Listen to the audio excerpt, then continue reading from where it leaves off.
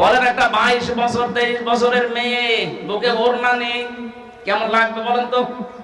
এই সমস্ত মেয়েরা ওড়না ছাড়া যখন রাস্তাঘাটে বের হয়, রিকশা চালককে ডাক দেয়, মামা ও মামা, দেখা যাচ্ছে অ্যাক্সিডেন্ট করেছে।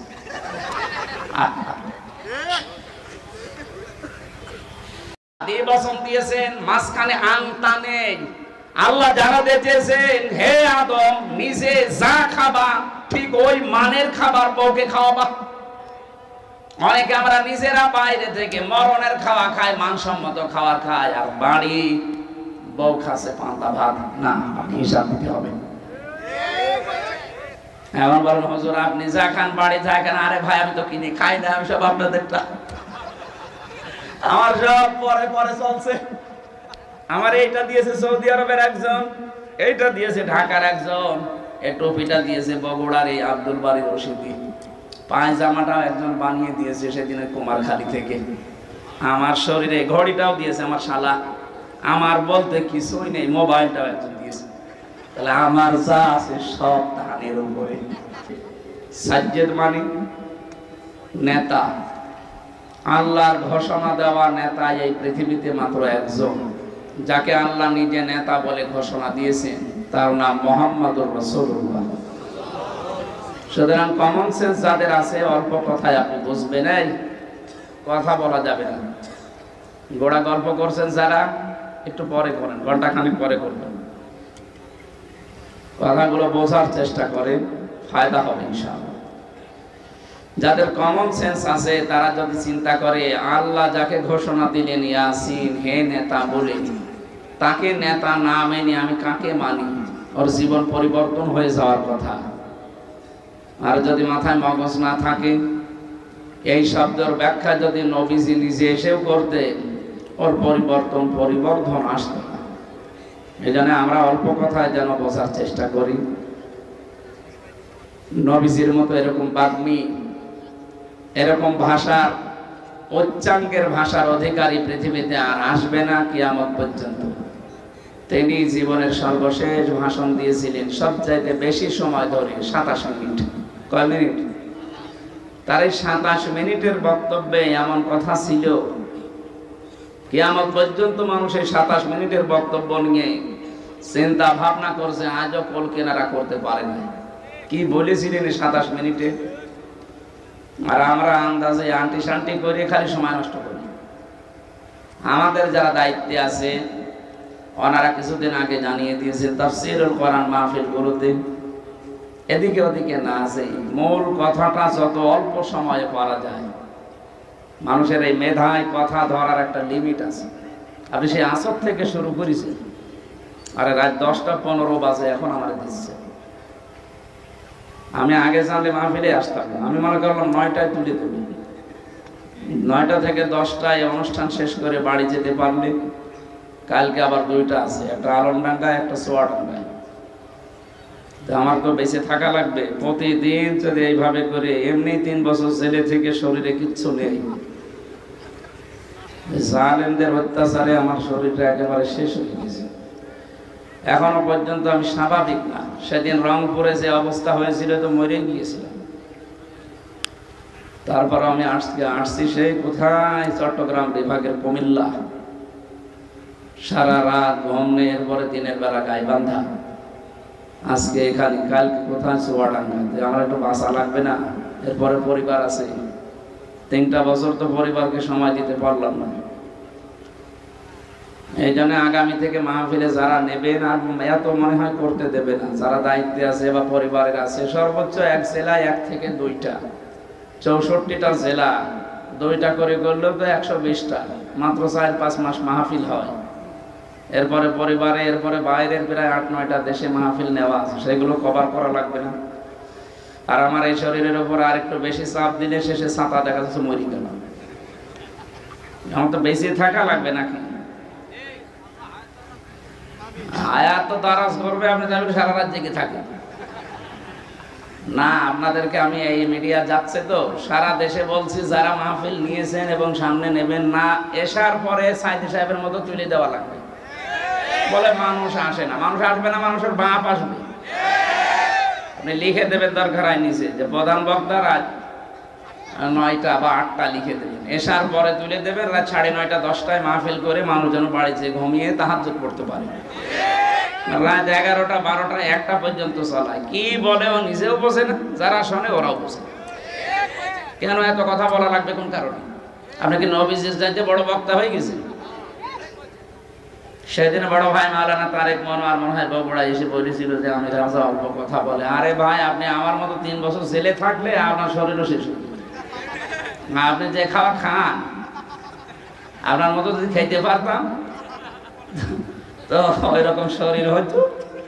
আরে আধা ঘন্টা 1 ঘন্টা না, আমিও 2-3 ঘন্টা চালাতে পারতাম না, আমার শরীরই চলে। সত্যি কথা বলছে যে কোরআন শরীফ আমার সামনে, আমার শরীরই চলে। এত চেষ্টা করছি স্বাভাবিক হওয়ার, কি পাওয়ার আলে বড়ি দিয়েছে জানেন? প্রতিদিন 2000-2500 পাওয়ারের বড়ি খাওয়া লাগছে। কারণ ভেতরে 3 বছর কোনো চিকিৎসা পাইনি, আমি মরে গেলে ওরা ডাক্তারের কাছে নিয়ে যেত না।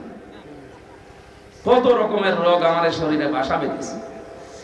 এরপরও যে বেরিয়ে বেড়াচ্ছি, আল্লাহর রহমত ছাড়া আর কিছু না। কিন্তু আপনাদের মানা লাগবে, রাত 9টার ভেতরে প্রধান বক্তা তুলে দেবেন, অন্তত আমারই। যারা সারা রাত ব্যাপী করে তাদেরকে নিয়ে আসেন, আমার কোনো দরকার নেই। এরপরও যদি আপনি কথা ঠিক না রাখেন, আমি কখন থেকে কিন্তু বলছি যে আমার তুলে দিন তুলে দিন, খালি আন্টি শান্তি করছে। রাত 10টা বাজাবে, জীবনেও আমি আসতাম না। আপনি রাত করে কি করবেন বলে? মানুষের ফজরের নামাজ পড়া লাগবে না? তাহাজ্জুদ নেই এদের, সকালে কর্মজীবন নেই, আর আমার তো বাঁচা লাগবে নাকি? এই জন্য কথাগুলো বলতাম না, বলে ফেললাম। আগামীতে যদি এরকম করেন, দরকার হয় বগুড়া জেলা বাদ দিয়ে দেবেন। আরো বাংলাদেশে 63টা জেলা আছে, আর না থাকলে বিদেশ আছে। নবীজির 27 মিনিটের কথা যদি এখনো পর্যন্ত মানুষ কোল কিনারা না পায়, চিন্তা ভাবনা করি, আমরা কি বলি বলে? 1-1.5 ঘন্টা 2 ঘন্টা কথা বলে, ওর কথার ভেতরে কোনো মাল ম্যাটারেস কিচ্ছু নেই, আন্দাজে চিল্লায়। এখান থেকে 1 খাবলা, ওখান থেকে 1 খাবলা। আরে ভাই, সিরিয়াল আকারে 10 মিনিট বল, দেখ ওখান থেকে 5টা শিক্ষা বের হবে। আর লিখে দিয়েছেন তাফসীরুল কোরআন মাহফিল, এক একটা আয়াতে যত কথা আল্লাহ দিয়েছেন, একটা শব্দের ব্যাখ্যা করলে তো রাত শেষ হয়ে যাওয়ার কথা। আমরা চেষ্টা চালাচ্ছি আল্লাহর রহমত ভিক্ষা নিয়ে, যে তাফসীর আকারে আজকের তেলাওয়াতকৃত আয়াত থেকে কথা বলবো ইনশাআল্লাহ। খালি ট্রাস্ট দিলাম, যাদের বিবেক আছে তারা যেন নবী বাদে অন্য কাউকে নেতা না মানে। কে বলে যে আমার নেতা অমত আমার নেতা, এই বিভিন্ন নেতার আদর্শ মানার ঘোষণা দেন। আপনি মানুষ, আপনি কি বলতে পারবেন যে নেতার আদর্শ মেনে আপনি ঘোষণা দিচ্ছেন তার জীবনে কোনো মিথ্যা কথা নেই, সে জীবনে কোনোদিন চুরি করেনি, তার চরিত্র ভালো, তার পুরা চরিত্র আপনার কাছে পরিষ্কার না, সে যেই হোক? শুধু একটা মানুষের পুরা জীবনী আল্লাহ নিজে গ্যারান্টি দিচ্ছেন, ওয়া ইন্নাকা লাআলা খুলুকিন আযীম। হে নবী, আপনাকে আমি মহান চরিত্র দিয়েছি। এই 63 বছরের ভেতরে কলম ঢোকানোর মতো কোনো কায়দা নেই। কারণ কমন সেন্স থাকার পরও তাকে মানেন না। আপনি মানেন আপনার বাবাকে, আপনি মানেন আপনার দাদাকে।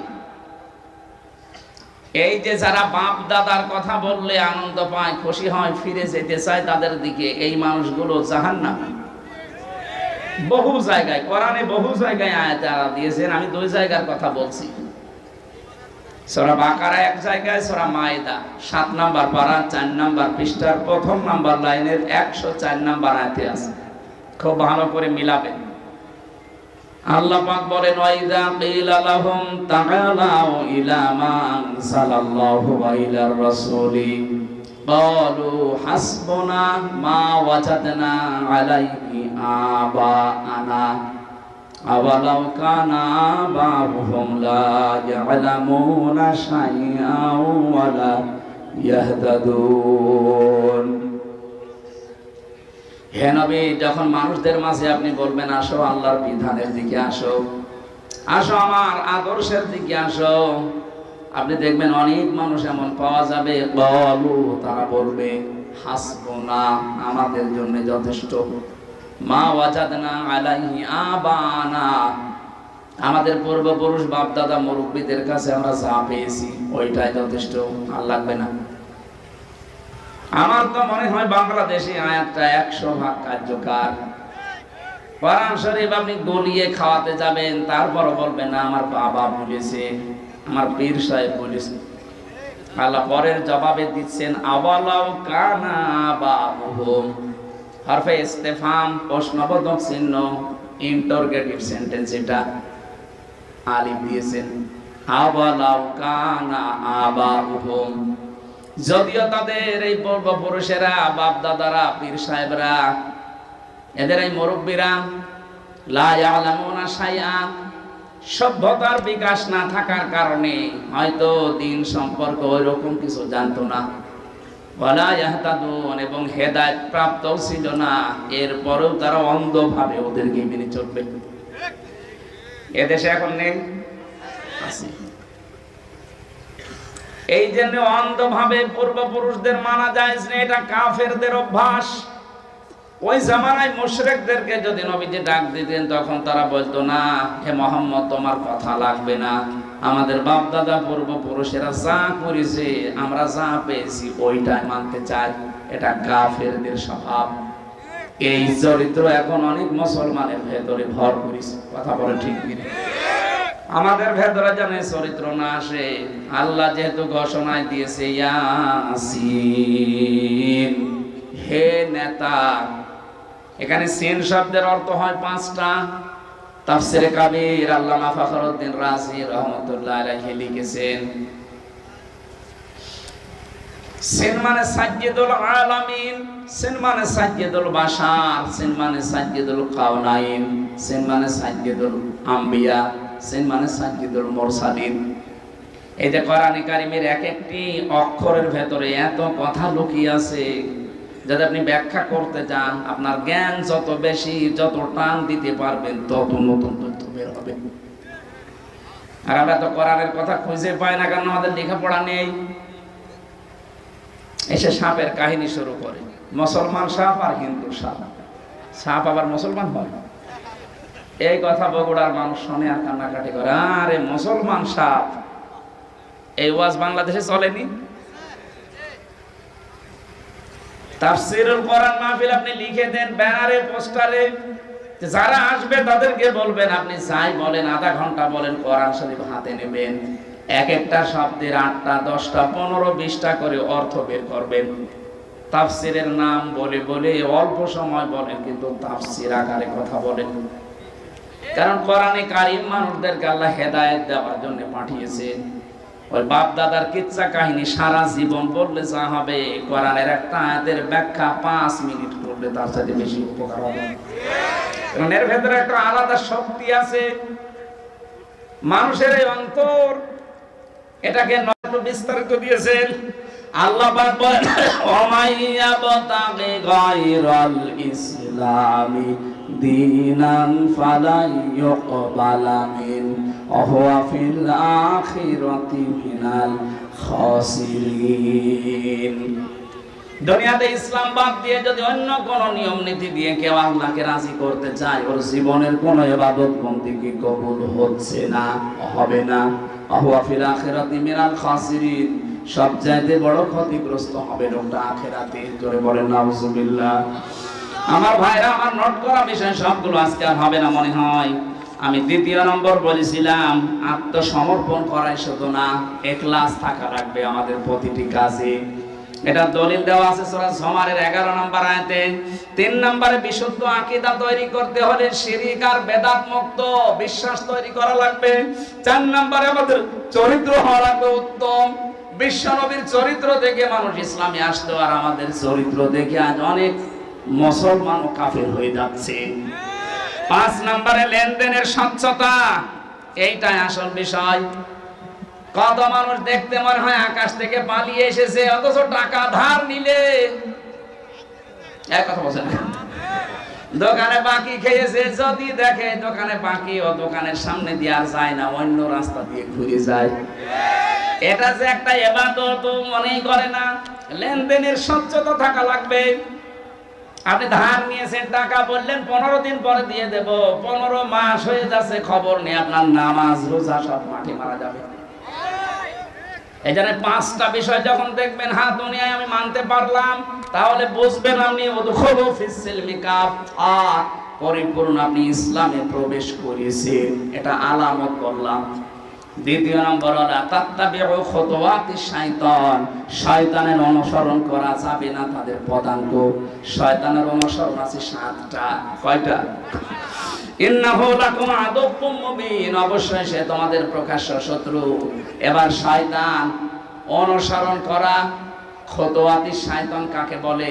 পৃথিবীতে আমরা মনে করি শয়তান মানে ওই আসল যে শয়তান না, মানুষের ভেতরেও শয়তান আছে, তাদের অনুসরণ করা যাবে না। এক নম্বরে যারা অপচয় করে, কি করে? দুনিয়ায় যত রকমের বড় গুনাহ আছে, জেনা করেন, আল্লাহ কিন্তু বলে না শয়তানের ভাই। চুরি করেন, শয়তানের ভাই। কিন্তু যারা অপচয় করে তাদেরকে আল্লাহ বলেন ইন্নাল মুবাদদিরিনা কানু ইখওয়ানা শায়াতিন। এগুলো আর মানুষ থাকে না, শয়তানের ভাই হয়ে যায়।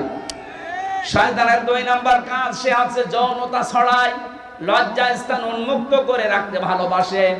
আজ যারা নিজেদের লজ্জা স্থান গোপন অঙ্গগুলো উন্মুক্ত করে রাখতে ভালোবাসে, সে নারী হোক আর পুরুষ হোক, ও যেন বিশ্বাস করে আর মানুষ নেই। ও কি?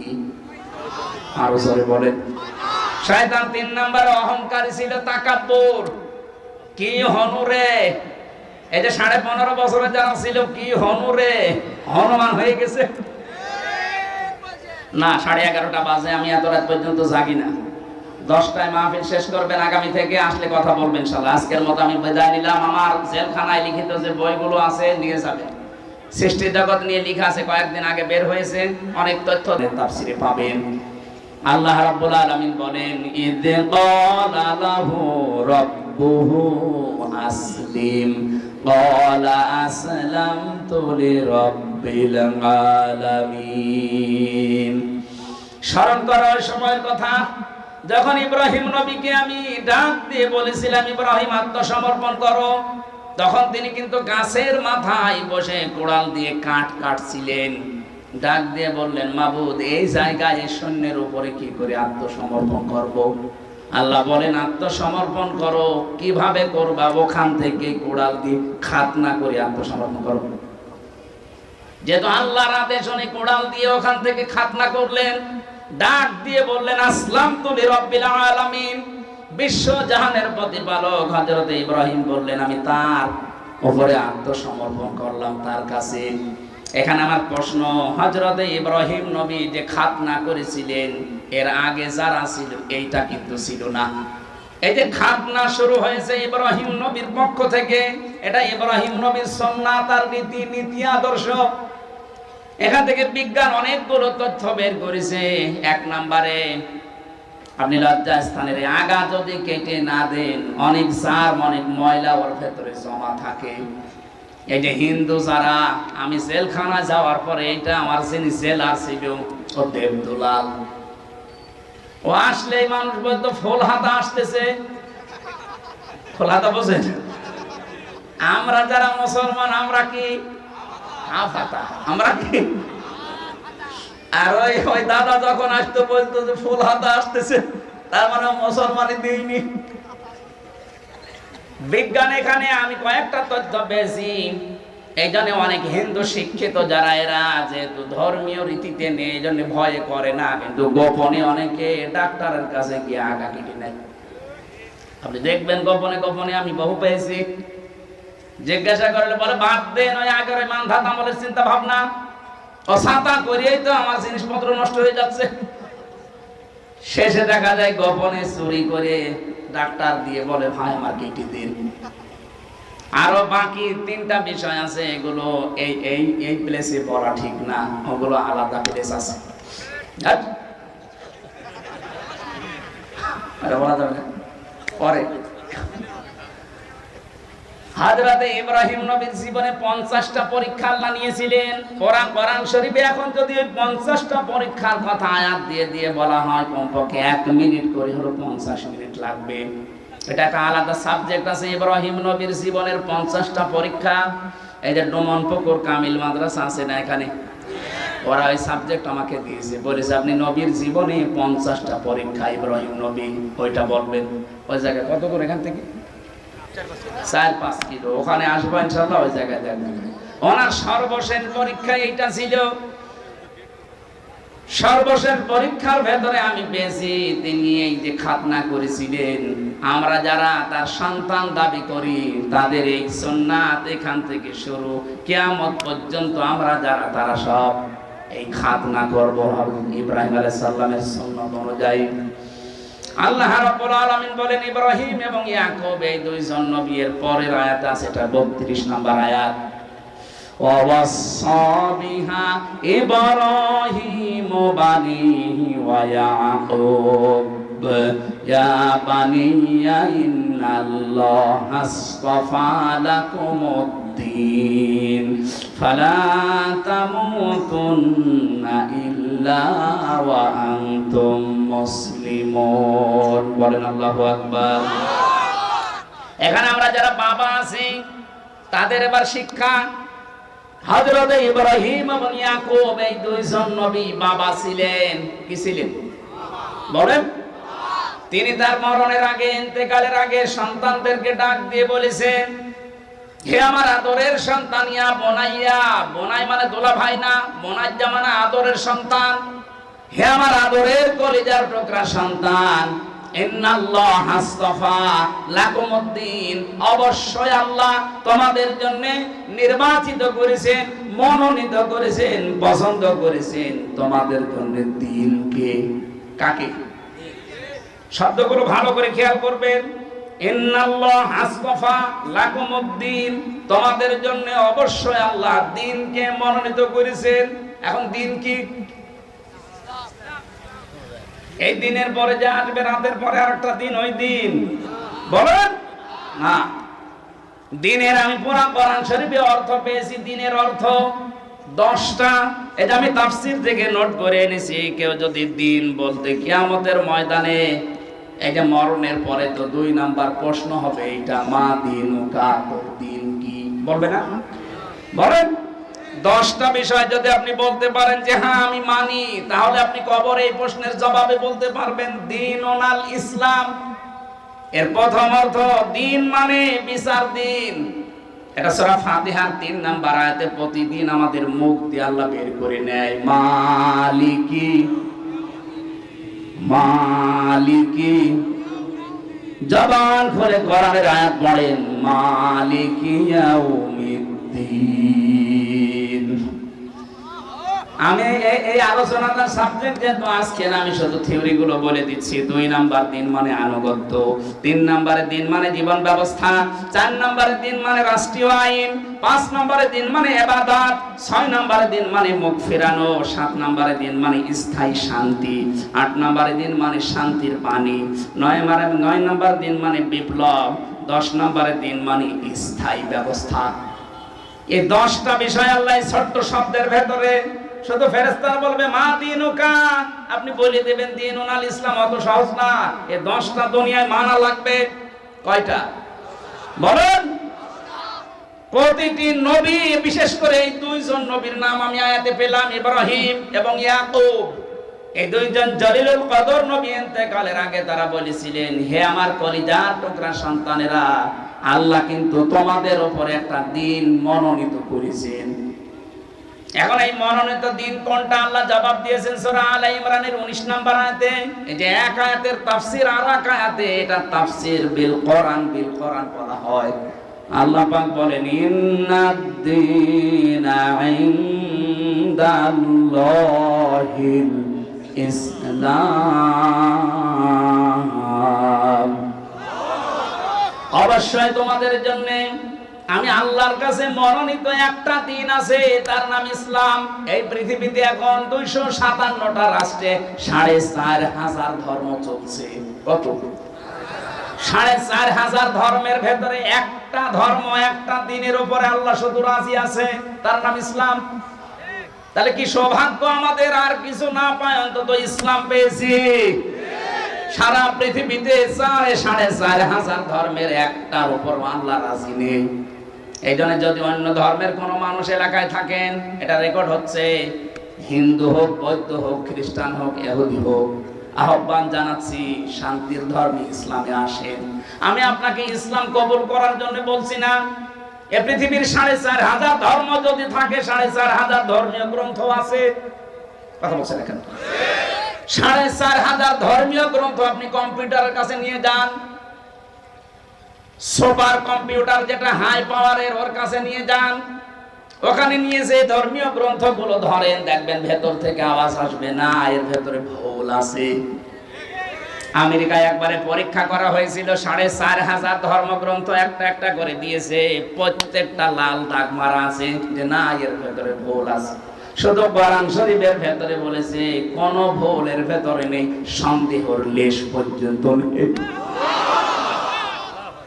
আহ্বান জানাচ্ছি আপনাদেরকে, আপনি ইসলাম গ্রহণ করার দরকার নেই, শুধু আমাদের ধর্মীয় গ্রন্থটা একটু ব্যাখ্যা পড়েন, পুরাটা একবার পড়ে দেখেন। এই যে টনি বেলাওয়ারের শালিকা আমেরিকার লরেন বুথ, এই মহিলা অনার্স মাস্টার্স করেছে, ইরানের তেহরান বিমানবন্দরে আসার পরে বলছে ভাই আমি ইসলাম গ্রহণ করব না, কিন্তু আমি ইসলাম জানতে চাই।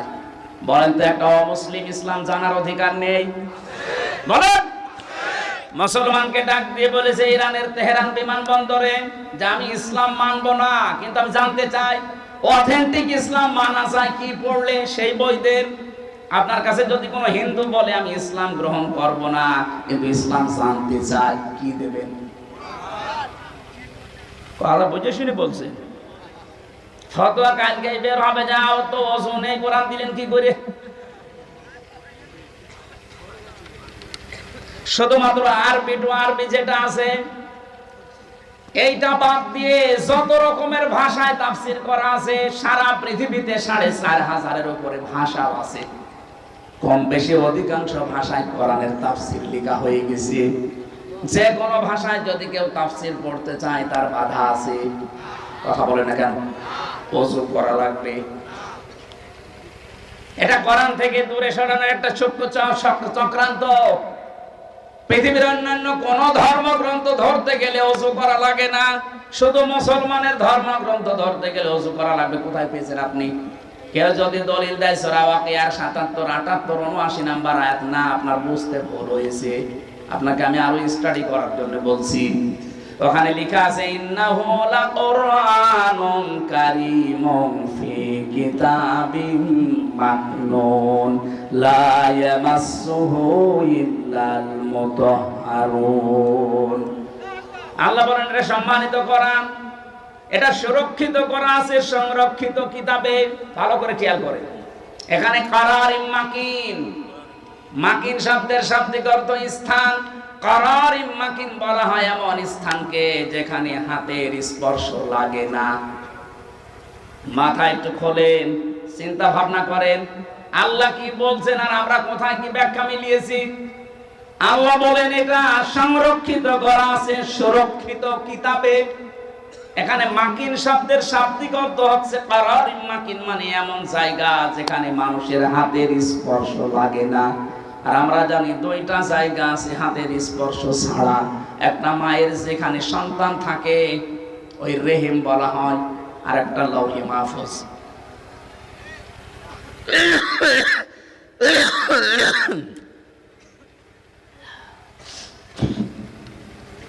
এ পর্যন্ত যদি বুঝে থাকেন, আমি সামনের আয়াতে যাচ্ছি। কারারিম মাকিন মানে কি বুঝেছেন?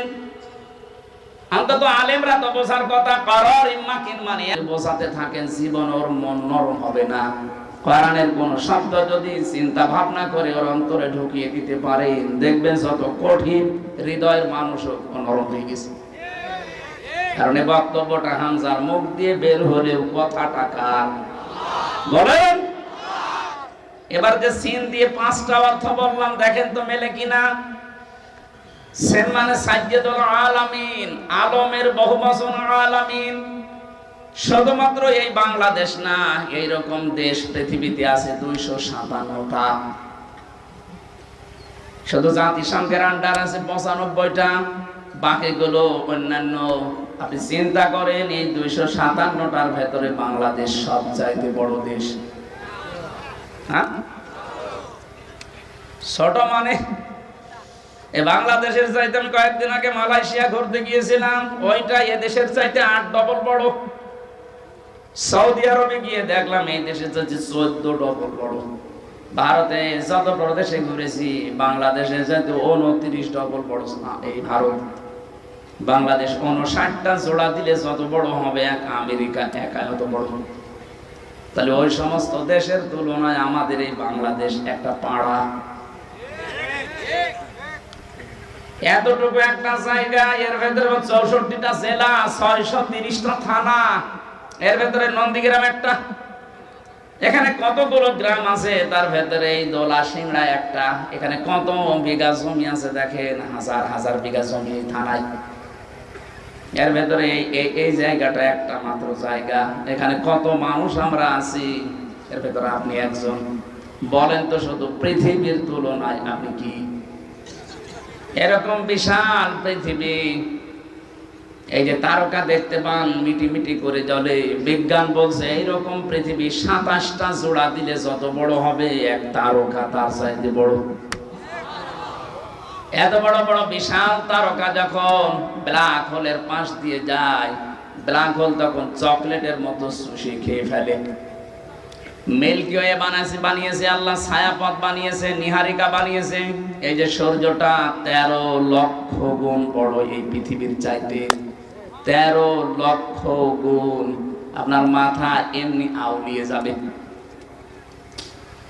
তাহলে আলামিন দিয়ে আল্লাহকে বুঝিয়েছেন, দেখেছেন। শুধু এই বাংলাদেশ না, শুধু এই পৃথিবী না, যত জগৎ আল্লাহ বানিয়েছেন, যত জগৎ, সব জায়গায় আল্লাহর কথা যেমন চলে, মুহাম্মদুর রাসূলুল্লাহর কথা ওইরকম চলে।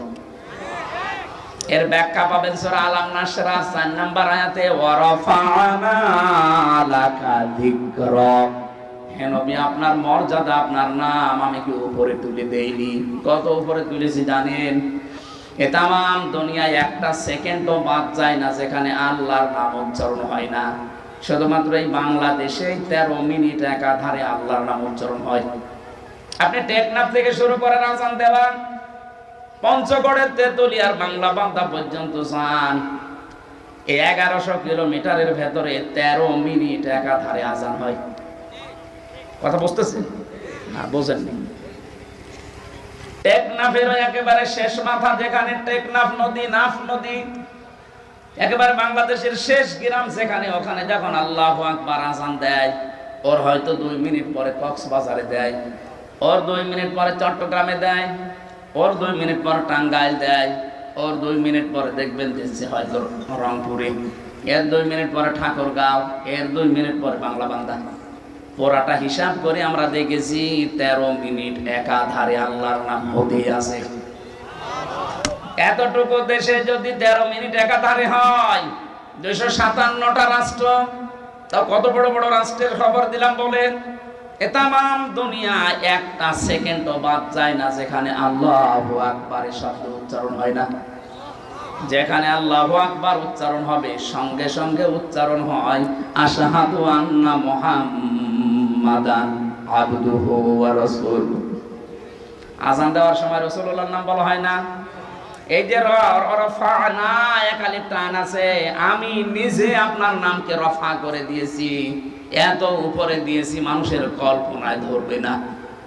মানুষ যদি দুনিয়ায় কেউ আপনাকে না মানে, এরকম জগৎ যত বানিয়েছি সেখানে আল্লাহর নাম উচ্চারণ হবে, পাশে আপনার নাম উচ্চারণ হবে। এমনকি যদি 257টা রাষ্ট্রের কোন জায়গায় না হয়, যত সৃষ্টি আল্লাহ বানিয়েছেন, কোন জগতে যদি আল্লাহর নাম আর রাসূলের নাম উচ্চারণ না হয়, জান্নাতের ভেতরে লেখা আছে লা ইলাহা ইল্লাল্লাহু মুহাম্মাদুর রাসূলুল্লাহ। লক্ষ কোটি কোটি ফেরেশতারা এই শব্দটা জপতেছে। হে নবী, আপনার নাম আমি এমন জায়গায় দিয়েছি কিয়ামত পর্যন্ত মানুষ কোল কিনারা পাবে না যে কত দূর। এই জন্য শুধু বাংলাদেশে না, আপনি যদি বলেন আমি মঙ্গল গ্রহে বাস করি, ওই জগৎ কার? বলেন বলেন।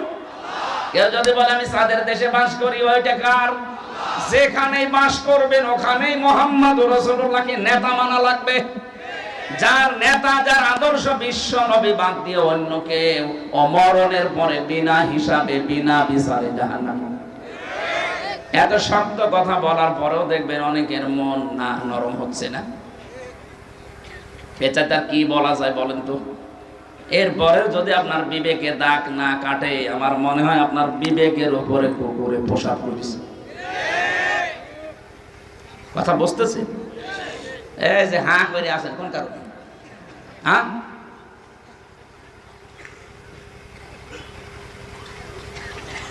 তাহলে সিনের প্রথম সামারাইজ কি? যত জগৎ আল্লাহ বানিয়েছেন, এটা নাযালুল আমরু বাইনাহুন্না, এটা সূরা তালাকের ভেতরে আছে। যত জগৎ আল্লাহ বানিয়েছেন প্রত্যেকটি জায়গায় আল্লাহর বিধিবিধান নাজিল হচ্ছে, ওখানে যারা আছে তাদের জন্য আল্লাহর বিধান ওই রকম। এখানে যত মানুষ বাস করে মানুষের জন্য বিধান, আসমানে আল্লাহ যাদেরকে রেখেছেন সেখানে ওই রকম বিধান আল্লাহ দিয়েছেন। যত জিনিস আল্লাহ বানিয়েছে তার জন্য আলাদা আলাদা বিধান যেহেতু আছে। আর ইয়াতানাজ্জালুল আমরু বাইনাহুন্না, যত আসমান জমিন আল্লাহ বানিয়েছেন আমরা জানি 7 তবক আসমান জমিন, 7টা হলেও তো 7 জায়গায় মানুষ নেই, আছে। আসমানের উপরে হয়তো আমাদের মতো মানুষ নেই, এখানে অন্য জাতি আছে, কি আছে আমাদের কল্পনার বাইরে, কিন্তু সেখানে আল্লাহর বিধান নাজিল হচ্ছে। সেখানে আল্লাহ ওদের জন্য কি লাগবে সেটা দিয়েছে, কিন্তু পাশাপাশি মুহাম্মদুর রাসূলুল্লাহর আদর্শ সেখানেও মানা লাগবে। প্রশ্ন আসতে পারে তো মানুষই না কি মানবে? আর ওদের জন্য যেরকম, যেমন পাখি, পাখি কি মানুষ বলেন? কিন্তু পাখির জন্য আমার নবী মুহাম্মদুর রাসূলুল্লাহকে আল্লাহ রহমত করে পাঠিয়েছিলেন। হযরত উমাইর রাদিয়াল্লাহু তাআলা আনহু ছোট মানুষ, তিনি খেলা করছিলেন ধোলা নিয়ে মরুভূমির ভেতরে। নবীজি মসজিদে নববীতে নামাজ পড়তে যাবেন, দেখলেন উমাইর একা পাখি টানে। ডাক দিয়ে বললেন, উমাইর কেমন আছো? তোমার সেই হলুদ পাখিটা কই? হযরত উমাইর কেঁদে ফেললেন, ডাক দিয়ে বলে, হে রাসূল, আপনি এত বড় মাপের মানুষ, আপনি শুধু তো এই মক্কা নগর নিয়ে চিন্তা করেন না, মদিনা নিয়ে চিন্তা করেন না, আপনাকে আল্লাহ তামাম দুনিয়ার জন্য নবী করে পাঠিয়েছেন। আপনি আমার মতো ছোট মানুষের খবর রাখেন, এমনকি আমার এই পাখির খবর পর্যন্ত আপনি রাখেন। কথাটা কতদূর গিয়েছে বলেন তো? দ্বিতীয় নম্বর অর্থ সিন মানে সাজ্জাদুল বাশার, বাশার মানে মানুষ, বাশার মানে কি? মানুষ। পদবাচ্যে যারা বিবেচিত তাদের জন্য মুহাম্মদুর রাসূলুল্লাহকে নেতা মানা লাগবে। এটা দুনিয়ার বিষয় হলে আমি বলতাম না, কারণ মরণের পরে প্রতিটি মানুষ কিন্তু তার নেতার সাথে উঠবে। কথা বলেন? ইয়াওমা নাদউ কুল্লা উনাসিম বিইমামিহিম, সূরা বনী ইসরাঈলের ৭১-৭২ নম্বর আয়াতে আছে। আল্লাহ পাক বলেন, কিয়ামতের দিন প্রতিটি মানুষকে আমি আল্লাহ আমার সামনে দাঁড় করাবো তার নেতার সাথে। কার সাথে? নেতা যদি মুহাম্মদুর রাসূলুল্লাহর আদর্শের অনুসারী না হয়ে লেনিনের আদর্শের অনুসারী হয়, লেনিন যে জাহান্নামে যাবে, আপনাকেও কিন্তু জাহান্নামে যাওয়া লাগবে। আমি ইঙ্গিত দিলাম, আশা করি আপনি বুঝে ফেলেছেন, এত ব্যাখ্যা করা লাগবে না। 3 নম্বরে সাইয়্যিদুল কাউনাইন। কাউনাইন মানে উভয় জগৎ, শুধু এই জগৎ না, এরপরে যে জগৎ আসতেছে, ওই কিয়ামতের ময়দানের জন্য আমাদের নবী মুহাম্মদুর রাসূলুল্লাহ থাকবেন নেতা। সমস্ত নবীরা যেখানে ফেল করে যাবে, সবাই এক বাক্যে বলবে, আমাদের আর কিছু করার নেই, তোমরা যাও। সকলের নেতা সাইয়্যিদুল বাশার মুহাম্মদুর রাসূলুল্লাহ, তার কাছে যাও। 4 নম্বরে সাইয়্যিদুল আম্বিয়া, শুধুমাত্র মানুষ না, শুধুমাত্র দুনিয়া উভয় জগৎ না, আল্লাহ বলেন নবী যাদেরকে পাঠিয়েছিলাম তারা পর্যন্ত বিশ্ব নবীকে নেতা মেনে নিয়েছে। এই দলিলটা আছে সূরা আলে ইমরান 3 নম্বর পারা 19 নম্বর পৃষ্ঠা 12 নম্বর লাইনের, এটা 81 নম্বর আয়াতে আছে। রব্বুল আলামিন বলেন, অমিনান নাসি অমিনান নাবি ওয়াইদি আখাযাল্লাহু মিসাকান নাবিয়িনা লামা আতাইতুকুম মিন কিতাবিন ওয়া হিকমা। এটা আমার উদ্দেশ্য না, শুধু আয়াতটা পড়লাম। 5 নম্বরে সাইয়্যিদুল মুরসালিন, শুধু নবী না, যারা রাসূল হয়ে এসেছিলেন দুনিয়ায়। এই পৃথিবীতে আল্লাহ রাসূল পাঠিয়েছেন কয়জন বলেন তো? 511 জন, আর বাকিগুলো সব ছিল নবী। মুসলিম শরীফের ভেতরে আছে 511 জনকে আল্লাহ রাসূল বানিয়েছিলেন, আর বাকি 1,24,000 যে নাম শোনা যায় সবাই ছিলেন নবী। নবী আর রাসূলের ভেতরে আবার পার্থক্য আছে। এটা তো ক্লাস চলছে না, যেভাবে ভেঙে বোঝানো লাগবে। এক কথায় নবী ছিলেন বাকি সবগুলো, রাসূল ছিলেন 511 জন। এই 511 জনের কাছেও আমাদের নবী ছিলেন আদর্শ নেতা। এবার আপনার মাথার ভেতরে মগজ আছে, বুদ্ধি আছে, একটু খাটান। নবীদের রাসূলদের উভয় জগতে মানুষ হিসাবে তামাম পৃথিবী এবং যত জগৎ সবাই যদি রাসূলুল্লাহকে আদর্শ মানতে পারে, তে বাংলাদেশের 18 কোটি মানুষের কি হয়েছে? এরা কেন তার বাবাকে মানবে? হ্যাঁ, কথা বলছে না কেন? এরা কেন তার স্বামীকে মানতে যাবে? এদের তো একমাত্র কেবলমাত্র শুধুমাত্র আদর্শ হওয়া লাগবে, নেতা হওয়া লাগবে মুহাম্মাদুর রাসূলুল্লাহ। কিন্তু সাবধান, ওয়ালা তাকরাবা হাদিহিস শাজারা, ওই গাছের কাছে যাবা না। আমরা অনেকেই মনে করি এই গাছ মানে জান্নাতের ওই গন্ধম গাছ। কে বলেছে আপনাকে? এটা যদি শুধু জান্নাতের গন্ধম গাছ উদ্দেশ্য হবে, তে দুনিয়ায় আয়াত নাযিল করলো কোন কারণে? এই নিষিদ্ধ গাছ দিয়ে আল্লাহ জান্নাতে দিয়েছেন। জান্নাতের ভেতরে সব জায়গায় যেমন যাওয়া যায়, শুধু ওই গাছের কাছে বাদ দিয়ে পৃথিবীতে সব জায়গায় যেতে পারবা 500টা জায়গায় বাদ দিয়ে। কত? এই কোরআনে 500 শরীয়তের বিধিবিধান আছে নিষেধ। আপনি ওই জায়গাগুলোতে গেলে থমকে যাবেন। হযরতে আদম এইটা করেন না, স্ত্রীর কথা মতো তিনি এই গাছের কাছে গিয়েছেন, ফল খেয়েছেন, এই জন্য বিপদে পড়েছিলেন। তাহলে আমাদের উচিত হবে এখান থেকে বউ নিয়ে শুধু ঘরবন্দি করে রাখা না, তারও একটা স্বাধীনতা আছে। তাকে আপনি নিয়ে ঘুরতে যাবেন বিভিন্ন জায়গায়, আত্মীয় স্বজনের বাড়িতে, কিন্তু সাবধান, যেখানে গেলে আপনার বড় পর্দা থাকে না, আপনারও পর্দা থাকে না, এইরকম জায়গায় যাওয়া যাবে না। এরকম জায়গা দেশে নেই। এমন বিয়ে অনুষ্ঠান হচ্ছে যেখানে পর্দার বালাই নেই, অথচ এটা আপনার আপন মামাতো বোনের বিয়ে। না, মামাতো বোন না, আপন বোনের বিয়ে হলো যেতে পারবেন না, যেখানে গেলে আল্লাহর ফরজ বিধান পর্দায় থাকে না। এমন বিয়ে আছে কিনা বলেন তো? এই বলেন। এই যে গাড়ি হরিদের অনুষ্ঠান করা হয়, কোথায় পেয়েছেন? ভট্টাপি। এটা হিন্দুদের রীতি। মান তাশাব্বাহা বিকওমিন ফাহুয়া মিনহুম। যে যার রীতি অনুসরণ করবে, কালচার অনুসরণ করবে, কিয়ামতে সে তার সাথে উঠবে। আপনি কি চান আপনার হাসর ওই হিন্দুর সাথে হোক? তাহলে এই গায়ে হলো অনুষ্ঠান বাদ দেওয়া লাগবে। 2 নম্বরে, এই যে মেয়ের বাড়িতে যে 150, 200, 300 মানুষ নিয়ে যে বর পক্ষ বরযাত্রী নিয়ে যে খাচ্ছে, কোথায় পেয়েছেন এটা? আপনি যদি ইসলাম থেকে নিতে চান, তাহলে মুহাম্মাদুর রাসূলুল্লাহ সাল্লাল্লাহু আলাইহি সাল্লাম যতগুলো মেয়ে বিয়ে দিয়েছিলেন, সবগুলো অনুষ্ঠান নবীজি নিজে করেছিলেন তার জামাই বাড়িতে। নবী যত বিয়ে করেছেন প্রত্যেকটা অনুষ্ঠান তার বাড়িতে নিজে ছাগল জবাই করে, দম্বা জবাই করে লোকজনকে খাওয়াতেন। এটা ওলিমা বলে। এটা আজ নেই, এটা হয়ে গেছে বরযাত্রী। না, এটাই সিস্টেম বাদ দেওয়া লাগবে। আপনি যদি সত্যি ইসলাম মানতে চান, এই সিস্টেম বাদ দেওয়া লাগবে। আপনার বাবাকে আপনি বোঝাবেন, দেখেন আপনি জাহান্নামে যেতে চান, আপনার সাথে আমি নেই, আপনি বাবা হলেও নেই। আপনি বিয়ে দিয়ে যদি জান্নাতের কামাই করতে চান, আমার শ্বশুর বাড়ি থেকে যে কয়জন আসবে, মনে করেন 150 জন, আমার আত্মীয় স্বজন আরো 150, 300 জনের আয়োজন আপনার সামর্থ্য অনুযায়ী আপনি বাড়িতে করবেন না। আপনি নিজে আরো নিয়ে মেয়ের বাড়িতে যাচ্ছেন। 18, 20 বছর, 22 বছর এই মেয়েটার পেছনে শ্রম দিয়েছে, লেখাপড়া শিখিয়েছে, আদর ভালোবাসা দিয়ে মানুষ করেছে। আপনি একটু বিবেক দিয়ে বলেন তো, এই মেয়েটা সারা জীবনে কোনো উপকার মা বাবার করবে? বলেন না কেন? ওই মেয়েটার যত উপকার, যত খেদমত, আপনার বাচ্চা সব আপনি নিজে নেবেন সারা জীবন।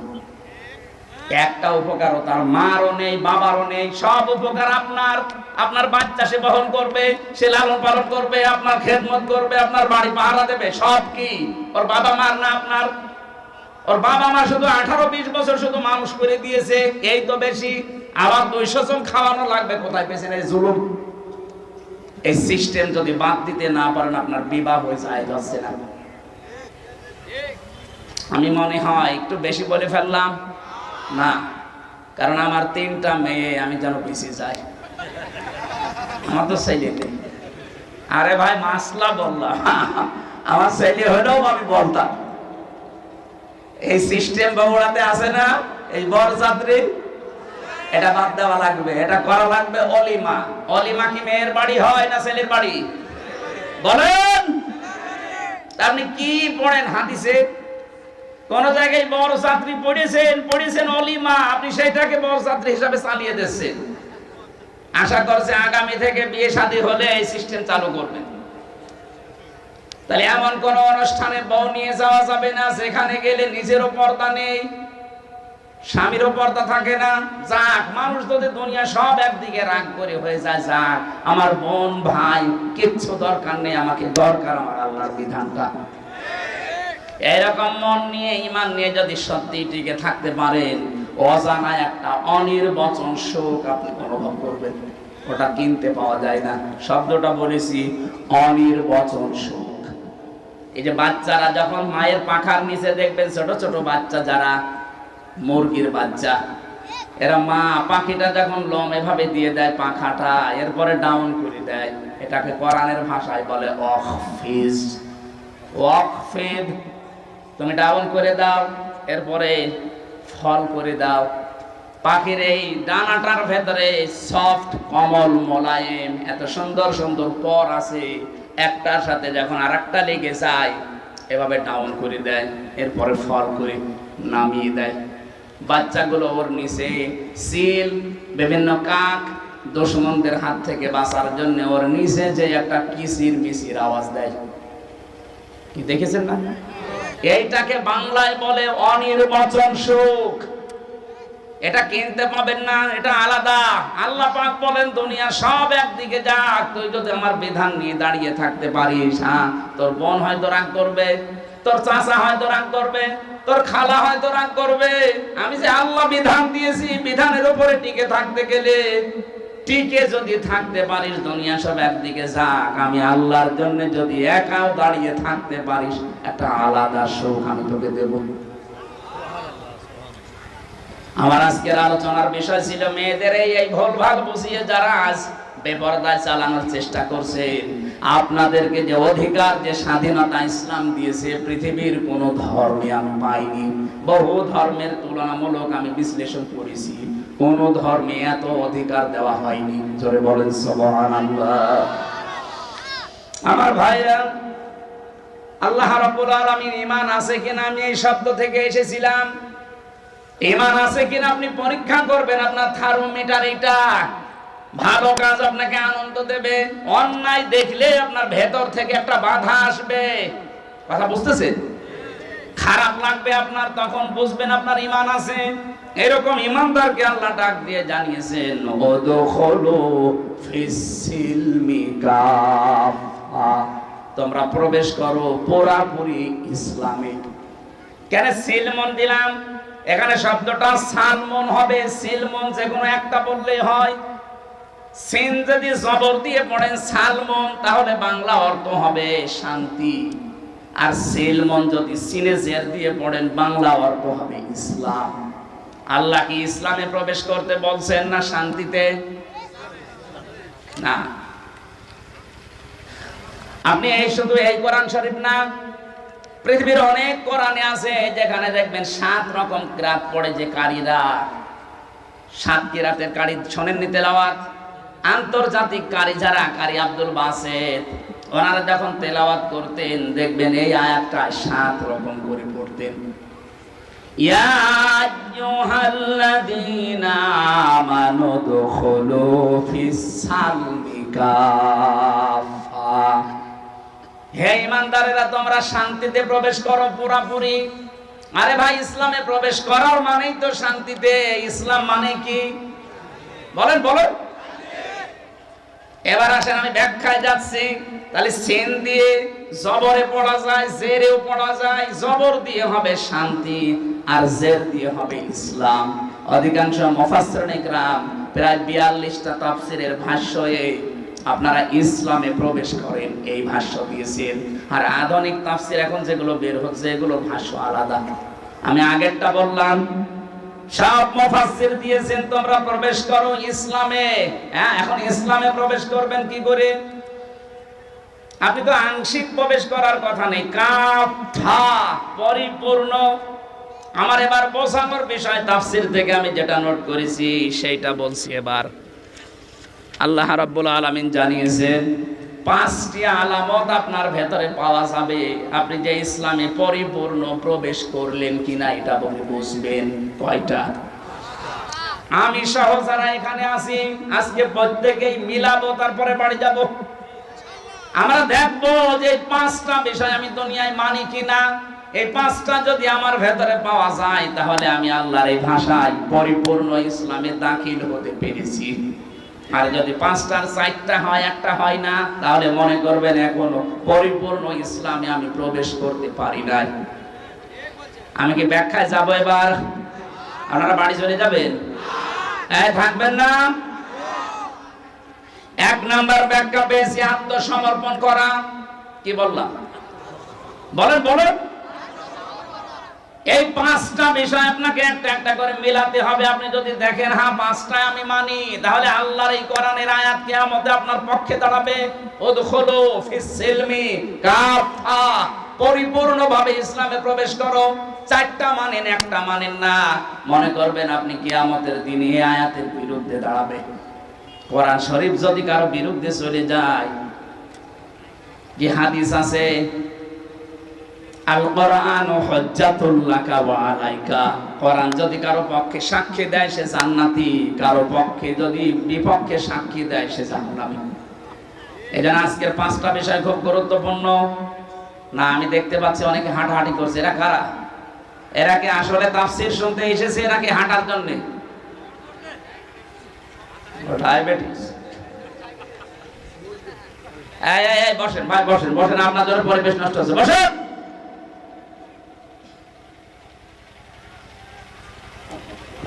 এত সুন্দর ক্লাস আপনি কোথায় পাবেন? এই যে নিরিবিলি ক্লাস চলছে, বিশ্ববিদ্যালয়ে যারা ক্লাস নেয় দেখেছি এক একটা শব্দের এত ব্যাখ্যা নিয়ে আসে তারা, কারণ তারা লেখাপড়া করে। আমাদের তো আর ওই মানের জ্ঞান নেই। আমি যতটুকু পেরেছি চেষ্টা করছি বোঝানোর সহজভাবে। আপনি তো আমাকে সাহায্য করবেন একটু পরিবেশটা ঠিক করে দিয়ে। ইসলামের ভেতরে আমি পরিপূর্ণ প্রবেশ করেছি কিনা তার আলামত কয়টা? আরো জোরে ছাত্রের মতো জবাব দেন। কয়টা? 1 নম্বরে আত্মসমর্পণ করা, 2 নম্বরে আপনার ভেতরে ইখলাস লাগবে, 3 নম্বরে বিশুদ্ধ আকীদা লাগবে, 4 নম্বরে উত্তম চরিত্র লাগবে, 5 নম্বরে লেনদেনে স্বচ্ছতা থাকা লাগবে। কয়টা বললাম? এই 5টা শব্দের ভেতরে কত কথা আছে আমার এই ছোট মাথার ভেতরে যত আছে, এরকম 1-1.5 ঘন্টা না, 5 রাত আমি একাধারে শুধু 5টা শব্দের ব্যাখ্যা করতে পারবো। 29টা হরফের ভেতরে নবীজির গুণগান আর নামের মর্যাদা গুলো আল্লাহ এমন ভাবে সাজিয়েছিলেন। আজকের তেলাওয়াতকৃত আয়াত সূরা বাকারা, মাত্র একটা আয়াত পড়েছি, এর মনে হয় 3 ভাগের 1 ভাগের কথা আজকে শেষ হবে। আমাদের আজকের আলোচনার বিষয় আমি সাজিয়ে নিয়েছি।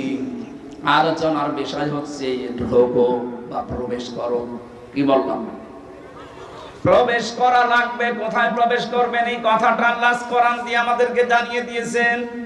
2টা শব্দের ব্যাখ্যা খুব গুরুত্বপূর্ণ, সালমন আর সিলমন। আমি আলেম যদি এখানে থাকেন তাদেরকে একটু চিন্তা করার জন্য বলবো। আল্লাহ পাক ঘোষণা দিচ্ছেন, ইয়া আইয়ুহাল্লাযীনা আমানু। এই ভালো করে শুনুন, আল্লাহ ডাক দিয়েছেন কোন বেঈমানকে না। ওহে যারা বেঈমান না, ওহে যারা ঈমানের দাবি করো তাদেরকে বলছি। এখন আমার প্রশ্ন, আমরা কি ঈমানদার না বেঈমান? আপনার ঈমান আছে কিনা আপনি জোর করে বললে হবে। নবীজির কাছে সাহাবী প্রশ্ন করলেন, হে নবী, আমার যে ঈমান আছে আমি কি করে টের পাবো? আমার যে ঈমান আছে ভেতরে আমি কিভাবে টের পাবো? এর লক্ষণ কি? নবীজি বললেন, ইদা সাররাতকা হাসানাতুকা ওয়া সাআতকা সাইয়্যাতুকা ফান্তা মুমিন। যখন তোমার ভালো কাজগুলো তোমাকে আনন্দ দেবে আর অন্যায় কাজ দেখলেই ভেতর থেকে একটা বাধা আসবে, তখন বুঝবে তোমার ঈমান আছে। বলেন তো 15.5 বছরে অন্যায় কাজ দেখলেই বাধা এসেছে না? অনেকের আরো আনন্দ লাগতো, অথচ লোকটা হাজী সাহেব এই কথা বলে না কেন? প্রকাশ্য মানবতা বিরোধী কাজ চলছে, আল্লাহ রাসূল বিরোধী কাজ চলছে, ইসলাম বিরোধী। ভেতর থেকে একটা বাধা আসা, ধাক্কা আসা দূরের কথা, না আরো আনন্দ পেত আরো। যারা কনসার্ট দিতেন, উলঙ্গ অর্ধ উলঙ্গ নাচের ব্যবস্থা করতেন, এইটার দ্বারা যুব সমাজ ধ্বংস হতো। কথা বলেন না কেন? কিছু না হোক, ওখানে নারী পুরুষের অ্যাক্সিডেন্ট হইতো। অ্যাক্সিডেন্ট বোঝেন? অন্তত ধাক্কা তো লাগতো। এই সমস্ত জায়গা যারা 1 মাস 1.5 মাস 3 মাস ব্যাপী অনুষ্ঠান করতেন, এদেশের হাজারো মানুষ ওটা তো নিষেধ করা, রাগ করা দূরের কথা, আরো মনে মনে সাপোর্ট করতো। মানুষ একটু কি আনন্দ করবে না? আরে ভাই, আনন্দ করতে যে আসল জিনিস হারিয়ে যাচ্ছে। হযরত আদম নবীকে আল্লাহ যেদিন বিবাহ দিয়ে দেন হাওয়া আলাইহিস সালামের সাথে জান্নাতের ভেতরে, আমি আলেমদের বলছি, ওই সময় কিন্তু হাওয়া হযরত আদমকে আল্লাহ ডাক দিয়ে বলেছিলেন, ওয়াকুলনা ইয়া আদম উসকুন আনতা ওয়া যাওজুকাল জান্নাতা ওয়া কুলা মিনহা রাগাদান হাইসু শি'তুমা। এই আয়াতের ভিতরে প্রায় 5টা তথ্য আছে। আমরা সাথে আন্দাজে সওয়াবের নিয়তে পড়ি যাই, এখান থেকে আল্লাহ যেগুলো নিতে বলে একটাও আমাদের ক্ষমতায় নেই। হযরত আদমকে আল্লাহ যখন বিয়ে দিলেন জান্নাতে, ডাক দিয়ে বললেন, স্ত্রীকে নিয়ে চলে যাও। কোথায় যাবা? বাড়ি যাও। জান্নাত আমাদের আদমের বাড়ি আর আমাদের বাবার বাড়ি। কথা শুনতেছে? জান্নাত আদমের বাড়ি, আদম যেহেতু আমাদের আদি পিতা, এজন্য আমাদের বাবার বাড়ি কোথায়? তাহলে এই আয়াত থেকে প্রথম মাসলা কি আসে? এখানে যারা আলেম বসে আছেন বলেন তো, এখান থেকে প্রথম মাসলা কি বের করা যায়? আরে ভাই, চিন্তা ভাবনা না করলে আপনি কিসের আলেম? আপনার নামের আগে আলেম লেখা আছে, মাওলানা লেখা আছে, আপনি একটা জিনিস চিন্তা ভাবনা করে বের করতে পারেন না, আপনি আর আলামিন তো সমান।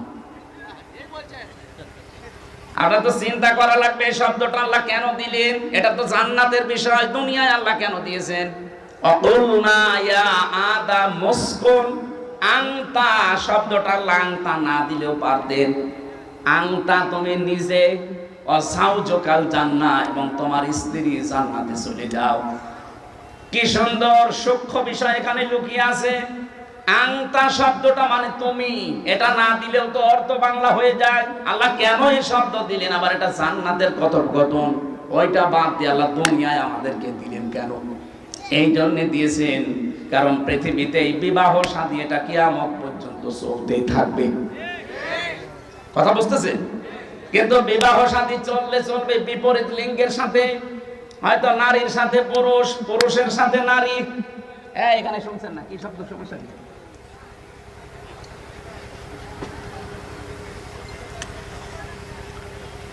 খেয়াল করেন তো, নারীর সাথে পুরুষ, পুরুষের সাথে নারী, এই যে বিপরীত লিঙ্গের সাথে যে বিবাহের সিস্টেম, এটা আমি মানিয়েছি।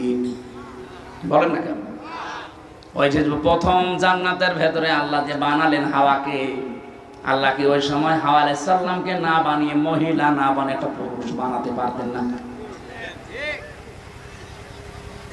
নারীর কাছে পুরুষের যে মর্যাদা, যে সুখ, যে আনন্দ, যেটা আল্লাহ লুকিয়ে রেখেছেন, এটা পুরুষের কাছে কিয়ামত পর্যন্ত পাবেন না। অথচ আজকে আল্লাহর এই সিস্টেমটা অনেকে পাল্টিয়ে এখন সমকামিতা আরম্ভ করছে। গত পরশু দিনও কুষ্টিয়ায় 2 মহিলা বলছে আমরা বিয়ে করব, যদি আমাদের মেয়েতে বিয়ে না দেন আমরা 2 জনে আত্মহত্যা করব। কোথায় পৌঁছিয়েছে তারা বলেন? আল্লাহর পুরো সিস্টেম তারা পাল্টিয়ে ফেলেছে। আল্লাহ পাক আদম নবীকে হাওয়া আলাইহিস সালামের সাথে বিয়ে দিয়ে বলেছিলেন, যাও বউ নিয়ে তুমি নিজে জান্নাতে যাও। এজন্য আল্লাহ আনতা দিয়েছেন। এখানে শব্দটার ব্যাখ্যা হচ্ছে বিয়ে করার পরে বউ নিয়ে যাওয়া লাগবে আপনার বাড়িতে, তার মানে আপনার বাবার বাড়িতে। কত মানুষ দেখা যায় বিয়ে করে আর নিজে ঘর জামাই থাকে। আপনার লজ্জা নেই? ঘর জামাই আছেন এখানে, কারা হাত তোলেন তো? একজন না, আর একটা বলছি না, ঠিক আছে থাকে।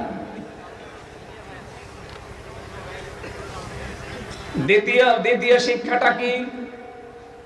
আজ যে বাংলাদেশে 13টা সংগঠন কাজ করছে নারীদের পক্ষে, নারী পক্ষ, নারী স্বাধীনতা আন্দোলন, নারী বিপ্লব পরিষদ, নারী মুক্তি পরিষদ, নারী ঐক্য পরিষদ, এরকম 13টা। এদের প্রত্যেকের স্লোগান মেয়েদের অধিকার সমান দেওয়া লাগবে। পুরুষরা যেভাবে কাজ করছে মহিলারা ওইভাবে কাঁধে কাঁধ মিলিয়ে কাজ করবে। আরে ভাই, এই গঠনই তো আল্লাহ পুরুষকে আর মহিলাকে আলাদা দিয়েছেন। কথা বলে না কেন? আমার এখন 33 বছর বয়স, আমার ম্যাডামের বয়স এখন 26 বছর। ওর যে বয়স আমার যে বয়স, এই বয়সে একজন পুরুষ আর একজন মহিলা দুইজনের শারীরিক গঠন কি এক? অথচ এক খাবার আমরা দুইজন খাচ্ছি, দুইজনে একই খাবার খাওয়ার পরে একই হাঁড়িতে রান্না বাড়া, একই বাড়িতে থাকা, কিন্তু শারীরিক গঠন অটোমেটিক আল্লাহ ওরটা আমারটা পাল্টিয়ে দিয়েছে। কাজও দুইজনের আলাদা, আমার কাজ বাইরে, ওর কাজ ঘরে। এখন যদি বলি না আমি পুরা পাল্টাবো, এই যে মোটরসাইকেলে করে আসার সময় যারা আসলেন, ভেতরে যে টিউব আছে, ও যদি বলে না সারা জীবন ভেতরে থাকলাম, আমার আর ভালো লাগে না, আমার গরম লাগে, আমি উপরে যাব। ও যদি উপরে আসতে চায় মোটরসাইকেল চলবে, কারণ বাইরে থাকতে হলে যে পরিমাণ প্রেসার নেওয়া লাগে, কত খোয়া, কত ইট, কত বালি, কত কাঁটা, ভেতরে যেটা আছে ওটা তো নরম, ওটা বাইরে আসলে 1 মিনিটও টিকবে না। কথা বলে না কেন? আল্লাহ এই জন্য দিয়েছেন খোলা। যারা তাফসীর ভালোভাবে পড়তে চান, বুঝতে চান, এই সূক্ষ্ম বিষয়গুলো নিয়ে বাড়িতে চিন্তা ভাবনা করবেন। আল্লাহ বলেন, আদম তুমি নিজে স্ত্রীকে নিয়ে যাবে, এখানে আংতা দিলেন আগে, কিন্তু দ্বিতীয় শব্দে আর আংতা দেয়নি, একবারে দিয়ে বসন অকুলা। বউ নিয়ে বাড়িতে যাবা ঠিক, বাড়ি যে নিচে মরণের খাওয়া খাওয়া, এরপরে বউকে খাওয়াবা না। আল্লাহ কি অধিকার দিয়েছেন দেখলেন? মেয়েরা যদি এই অধিকারগুলো কোরআন থেকে আর জানতে পারতো, ওরা এই অধিকারের জন্য আন্দোলন করত। ওরা জানে না, তাই ওদের ফাঁদে পা দিয়ে লাফাচ্ছে যে আমাদেরও সমান অধিকার দিতে হবে। এটা চাইতেছে যে লাঞ্ছিত হচ্ছে, ইজ্জত হারাচ্ছে, সম্ভ্রম নষ্ট হয়ে যাচ্ছে, ওর মান সম্মান সব ধুলায় মিশে যাচ্ছে। বিশ্ববিদ্যালয়ে যখন ছিলাম, সে 15 সালে 16 সালে বের হয়েছি আমি, ওই সময় বাসে যেতাম মাহফিলে, যশোরে ওই যে পাল বাড়ি মোড়ে যেয়ে দাঁড়িয়ে আছে আসরের সময়, দেখি যশোর MM কলেজের মেয়েরা মিছিল নিয়ে আসতেছে ইভটিজিং এর বিরুদ্ধে ডাইরেক্ট অ্যাকশন। একটা যুবতী মেয়ে, 18-20 বছর, 22 বছর, 25 বছরের মেয়ে, বুকে কোনো ওড়না নেই, স্কিন টাইট প্যান্ট পরা আর গেঞ্জি গায়ে দেওয়া, এক হাত দিয়ে ব্যানার ধরে আছে আর এক হাত দিয়ে বলছে ইভটিজিং এর বিরুদ্ধে ডাইরেক্ট অ্যাকশন। বলেন তো এইরকম বয়সী মেয়েদের কেমন লাগে? চিন্তা করলাম, আল্লাহ যে মিছিল আসতেছে, এখন তো দিনকাল ভালো না, আর নির্বাচন গেল 14 সালে। পুলিশ যদি আমার ধরে মিছিলের পাশ থেকে, কোন সালের অপরাধী বলে চালিয়ে দেয়। নিরাপদে গেলাম, এক চার দোকানে বসে ভান ধরে আছি যে চা খাচ্ছি, হঠাৎ দেখি পাশে এক পুলিশ। আরে ভাই, আপনার যন্ত্রণায় আসলাম আর আপনি আমার সামনে। পুলিশ আমারে বলছে, হুজুর একটা কথা বলি। বলেন। এই যে মিছিল আসতেছে, যশোর MM কলেজের মেয়েরা সবই 22 বছর 25 বছর বয়সী, অনার্সে মাস্টার্সে পড়ে, এক হাতে ব্যানার, এক হাতে যেভাবে ইভটিজিং এর বিরুদ্ধে ডাইরেক্ট অ্যাকশন দিচ্ছে। হুজুর আমার সত্যি কথা বলতে এদের মিছিল দেখে মনে হচ্ছে আমি ইভটিজিং আগে করি। ঠিকই বলিস। বলেন, একটা 22 বছর 23 বছরের মেয়ে, বুকে ওড়না নেই, কেমন লাগবে বলেন তো? এই সমস্ত মেয়েরা ওড়না ছাড়া যখন রাস্তাঘাটে বের হয়, রিকশা চালককে ডাক দেয়, মামা, ও মামা, দেখা যাচ্ছে অ্যাক্সিডেন্ট করেছে।